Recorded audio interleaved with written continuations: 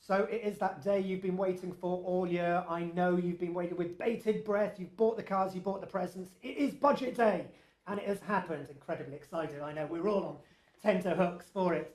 However, what does it actually mean to you? Does it mean anything to you? With Brexit coming up, how useful is a budget in itself? As startups, as founders, as small business owners, does the budget answer the cases you need? And the initiatives that the government have announced or are talking about and trying to push through, how can they impact you and how can you get the most out of them? I'm joined by three fantastic 99ers and also the policy guru at the IoD, Jamie, to give some of his insight and to hopefully flag up some of the issues and the points which will be a benefit to the 99ers here, but also you watching as well. So without further ado, we're going to keep it a bit more as a conversation rather than a direct piece to camera, but we'll start off by Eamon saying who you are, what you do, what your business does. Thanks, Alex. Hi, I'm Eamon. My business is Challenger PR. It's PR for startups and entrepreneurs, so many IoD99 members, hopefully. So, yeah. Brilliant, good stuff, Eamon. Cynthia. Hi, my name is Cynthia Kiano. I'm the founder of Change Differently, basically working with organizations and organizational change and employee engagement as well. Brilliant. And Dan, last but not least. Hi, I'm Dan, director and co-founder of Kerr Consulting, and we put businesses in front of the companies that they want to work with through lead generation and appointment making. And Dan and Anwen, another 99er, Dan and Kent, hosted a fantastic 99er social last week as well. So we'll be hearing more from him in the next month or two with best practice on that side. Now, Jamie, over to you. What was the budget? Was it useful? Were there some interesting things, or was it a boring one or a disruptive one? I think it's probably somewhere in between, to be honest. I think basically the big question, I think, for all businesses, not just startups coming into the budget, was, is there going to be enough in here to offset some of the kind of really big regulatory measures and changes and worries and concerns coming down the line for startups, all businesses again, over the next few months? So if you look at some of the things coming down the line, we have things like changes to pensions auto-enrollment, changes to the national living wage, GDPR is a massive one coming in next year. And this is all before you get to sort of the question of, are businesses really putting in place contingency plans for Brexit? And what we're hearing is that the beginning of next year is really going to be crunch time for those kind of contingency plans, and whether or not there's going to be a firm sort of transition deal hammered out by the government. So the question really was, will Philip Hammond do enough to offset all of that and get businesses investing again, investing in capital, equipment, investing in labour, which has been dwindling, to be honest, over the last few months as well, and with that's come out of a lot of IoD surveys. Really, I think for our money, there wasn't enough in there to offset all of that. There is this big cumulative regulatory burden coming down the line. There is the kind of ongoing political uncertainty around Brexit. He would have had to have done a hell of a lot to offset that. And as it is, I think there were some interesting things in there for startups. There were particularly some nice things in there for the tech sector, but in general, probably not enough to get businesses investing. Having said that, as I said, there's some stuff in there for startups and for tech businesses which is worth dwelling on for a bit. There was some big news in the access to finance space around doubling of the allowance for EIS investments in knowledge-intensive industries, and this matches up with the government's intention to really try and boost some of the kind of developing, emerging, exciting sectors in the UK economy, and knowledge-intensive industries are obviously within that. So doubling EIS for that was actually probably quite a welcome move, seeing as a lot of people were worried that the government was actually going to scrap SEIS and EIS altogether. So that hasn't happened, and they've doubled it for those businesses. Also, some important things on skills. Now, skills consistently comes out as the top issue for 99ers, as well as actually IoD members across the board. And there are obviously big worries at the moment in terms of access to a short-term talent pipeline from abroad, particularly from the EU, as we negotiate our way out of there as well. So there was some good stuff in there on lifelong learning, investment in distance learning, which has been a big part of the IoD's sort of policy push recently. We did an open letter to the Chancellor with the Open University last week, actually calling for more investment in lifelong learning. So it's good to see some distance learning investment coming out of there. Also, more of a drive to push students and teachers towards STEM subjects, science, technology, engineering and maths. This is really where the domestic skills shortages lie. So more incentives to get people into that are absolutely very worthwhile as well. On the small business side, there has been some changes to business rates are now going to index. It's slightly sort of complicated. They're indexing the uprating of annual uprating of business rates even to CPI rather than RPI, and this basically means that probably that business rates bills will go up slightly less aggressively than they were going to over the next few years. Now that probably doesn't amount to the sort of business rates relief that the IoD has been calling for, but I think there's something in there anyway. So by and large, some interesting things in there. But I think the Chancellor showed not very much of a stick to the business community, but if he showed a carrot, it was a very, very small one. So, Yeah. we've heard the Chancellor gave us all a small carrot and a bit of a stick as well. Cynthia, you were nodding through the skills side. It's something we've heard from time and time again in relation to 99 as access to skills and talent is key to scale up and growth, isn't it? Yes, and I think part of that skills challenge will be because of the uncertainty of Brexit, and also a lot of what we know businesses like to do in the change space. They hear change, and instead of actually focusing on culture or engagement, they focus on structure, which is not really going to get you very far and probably going to cost you a lot more money than actually if you focus on the real problems. Yep. And actually, I tweeted back to some of the Virgin Startup comments because a lot of things around productivity keep coming up. It came up in the industrial strategy. It came up again with the budget. And really, why is productivity so low? Well, that has to do a lot with culture in organizations, with employee engagement levels not really going up at all, and people still not caring enough at it as a business. G7, aren't we?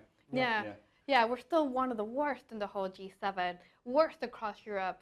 And that's not really going to help us with the skills, the retention, and that whole gap we have going. So you're saying it starts with it's the culture that we need to change to make the skills better.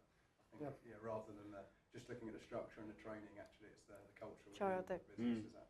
Yeah, and that would be fair to say. And that's, I think, sometimes what's the hard message, because it means actually taking the time and the money in the right direction rather than short-term cost cutting to try to fill in the gaps.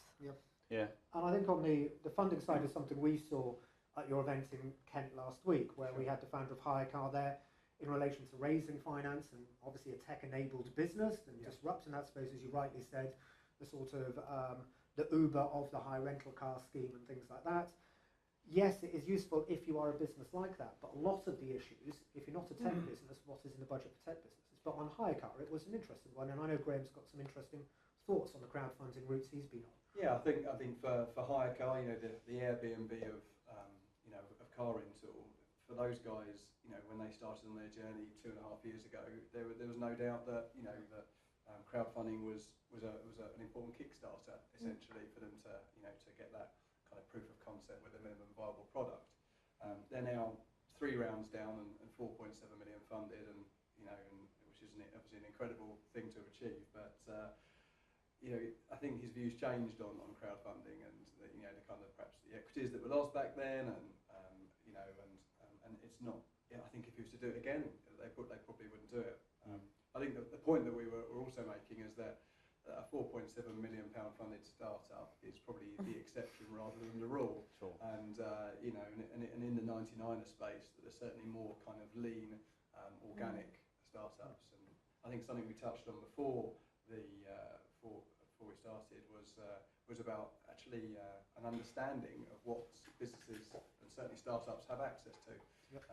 Jamie mentioned about it's actually the kind of the knowledge that people have around what they've got access to. I think you mentioned. Yeah, absolutely. A lot aware, right? Yeah, absolutely. And it's not just the kind of private offerings that are out there. Actually, there are an enormous number of government initiatives which are aimed specifically at startups and businesses that are looking to scale. A lot of funds, for instance, within the British Business Bank, if they've even heard of the British Business Bank, and actually we see a lot of startups and a lot of more established businesses haven't even heard of that either. So, and EIS, SEIS investments, again, we're talking about it as a sort of totemic tax relief for startups. But if we look at the kind of recent 99 survey, only about 50% awareness of that. And it is, that's a really big, it's a really big tax relief. It comes up again and again in debates over how can we drive investment towards startups. And there is really low awareness. So it's huge for HireCar. Yeah. I know that was a massive piece for the HireCar guys to understand exactly what that meant to their investors. And it was a huge piece of that going to the market and saying, we are absolutely, going to get this relief for you if you invest with us. And that was sometimes the difference between how much they'd invest, whether they'd invest as well. Yeah, absolutely. Eamon, what are your thoughts on the budget? On the You budget, made a really good point Come on, earlier, give didn't Oh, you? okay, well, give us the line, Eamon. I think last time I was doing a video with you guys, I said that I hate to mention the B word, but I mean it does foreshadow everything. And my initial reaction was, do we even need a bunch of new policy measures when we don't know what our deal is going to be with the EU? Because if you just look at the pure amount of legislation that is governed by the EU, and Jamie mentioned GDPR is a big example of that, where we're probably still going to have to comply with it whenever we leave. So with all this uncertainty, I don't know what the point of creating a $3 billion fund for being prepared for Brexit is when we don't know what Brexit is going to look like. And I know that Stephen Martin, the Director General of the IoD, was making this point quite forcibly yesterday, that actually shouldn't the government's focus be on the transition planning and getting some certainty in place? Because frankly, who can believe a forecast for 2020, 2021 when we're going to suddenly leave our biggest trading partner? It's a good point, isn't it, Jim? Yeah, I mean, it's a very good point. I think that the Brexit is the sort of elephant in the room for every big new domestic policy announcement. For instance, you can't have a budget that talks about getting businesses to invest without saying, well, the kind of main issues for business investing is going to be investing in skills and investing in talent. But if you're going to cut off a crucial talent pipeline for them, then why would you talk about one side of the coin and not the other, basically? So both related. So yeah, exactly. It's very, very tough. And I think that there is a point to having a budget, obviously, which is that if you are looking to offset some of that uncertainty, you would look to do that by trying to give businesses some sort of reason to invest, whether that's in tax reliefs, whether that's in sort of helping them to kind of set up new kind of companies in different parts of the country, new initiatives, anything like that. You know, you can use fiscal measures, you can use tax measures, you can use spending measures to get businesses to invest. You can spend on infrastructure to make a place more attractive for a business to start up, for instance, and you can do that domestically without having to necessarily worry about Brexit. So there is that. You can do some things, but I take your point that you can't have forecasts without thinking about where you're going to be. So I think for me, there's an underlying thing for all this, which is particularly relevant for us in 99, and that's kind of confidence. So I think, you know, what this budget was supposed to do was instill a bit of confidence, and the strong and stable thing is almost being kind of thrown out as actually, you know what, we don't want strong and stable. We want confidence, and particularly pertinent to, I think, to the 99 community of startup businesses who will often be supporting or be pitching or looking for business from these more established businesses, and I've certainly and certainly in the creative sector of clients that we work with, have definitely seen a change in the landscape over the last year in confidence of marketing budgets. Marketing budgets are always the first to go, PR, those kind of things, and that you can see them putting them in-house, and that is all to do with a kind of an insular kind of unconfidence in the market. I think it's crazy, because I think that's the time when you need to be investing in these kind of, and so it feels really frustrating for the clients that we're working with, where you can see them taking that internally. So I think that, I suppose, is disappointing. I think our Director General Stephen Martin said something like, all he really did was dip his toe in the water and didn't make much of a splash. I think he could have really great if you're Tom Daly, not particularly good if you want something that's absolutely. Yeah, we want some waves to kind of give businesses that confidence to go, it's going to be all right. Whatever happens, it's going to be all right. Not strong and stable.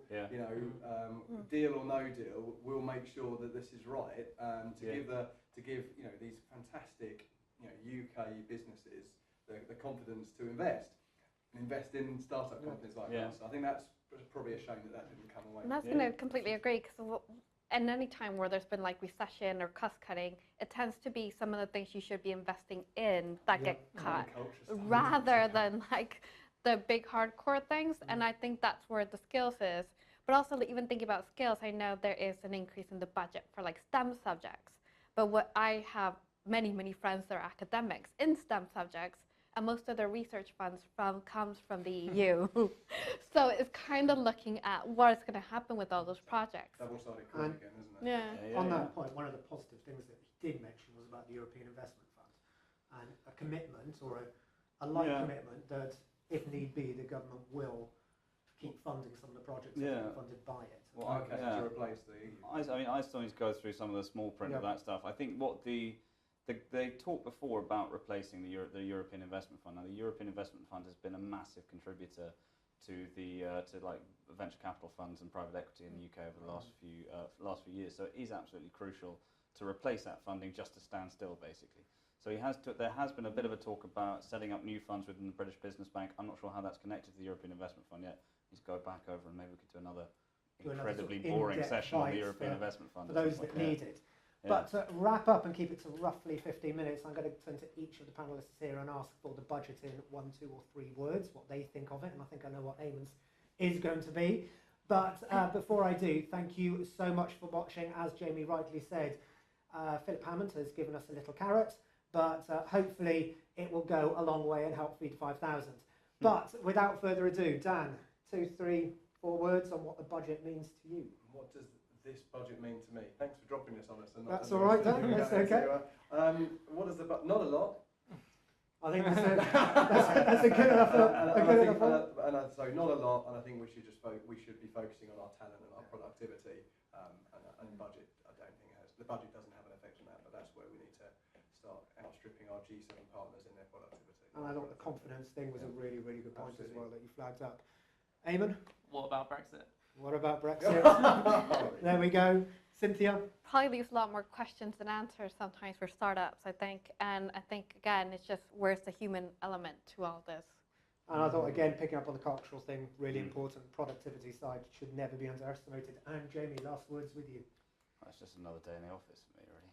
Just another, there you go. Just another day in the office for Jamie. Thank you so much for watching. Thank you so much to Dan, Cynthia, Eamon and Jamie for joining us, and see you next